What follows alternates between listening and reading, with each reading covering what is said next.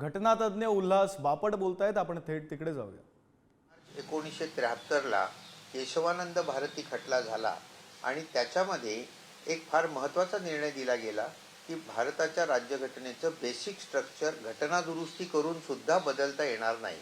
आता basic structure काय आहे तर त्याच्यामध्ये अनेक निर्णय आहेत सुप्रीम कोर्टाचे. त्याच्यामध्ये फेडरलिझम म्हणजे संघराज्य व्यवस्था, पार्लमेंटरी डेमोक्रेसी, कारण आता जर का हे आत्ता जे करतायत त्याच्यामध्ये आपण प्रेसिडेन्शियल फॉर्मकडे जाण्याची शक्यता दिसते आपल्याला. त्यानंतर राईट टू व्होट म्हणजे मी एखाद्या व्यक्तीला निवडून दिलं तर 5 वर्ष त्यांनी तिथे राहायला पाहिजे, तुम्ही 2 वर्षात ते बरखास्त करून चालणार नाही, असे अनेक घटनात्मक प्रश्न तिथे निर्माण होतील. आणि तसे जर का झाले तर घटना दुरुस्ती सुद्धा घटनाबाह्य ठरवण्याचा अधिकार सुप्रीम कोर्टाला आहे. आत्तापर्यंत उदाहरणार्थ इंदिरा गांधींनी जी घटना दुरुस्ती केली 42वी, त्यातला काही भाग सुप्रीम कोर्टाने घटनाबाह्य ठरवला. त्यांनी असं म्हटलं की पार्लमेंटला काहीही बदलता येईल. ते सुप्रीम कोर्टाने सांगितलं नाही, बेसिक स्ट्रक्चर बदलता येणार नाही.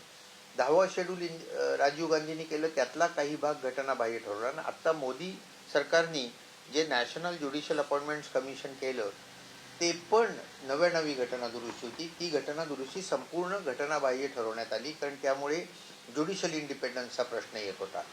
तेव्हा ॲडमिनिस्ट्रेटिव्हली याच्यामध्ये अडचणी आहेत, पॉलिटिकली तर प्रचंड अडचणी आहेत, कारण 2/3 मेजॉरिटी मला तर आत्ता या क्षणाला वाटत नाही त्यांना मिळेल असं.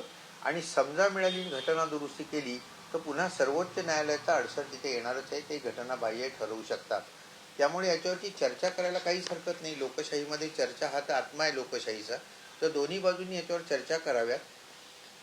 एकतर्फी विचार करू नये. म्हणजे हल्ली मला जे दिसतं की मोदींनी काही मांडलं की मोदींच्या बाजूचे कसं ते सगळं बरोबर आहे सांगतात आणि त्यांच्या विरुद्ध म्हणतात सगळं कसं चुकीचं आहे, असा विचार न करता आपण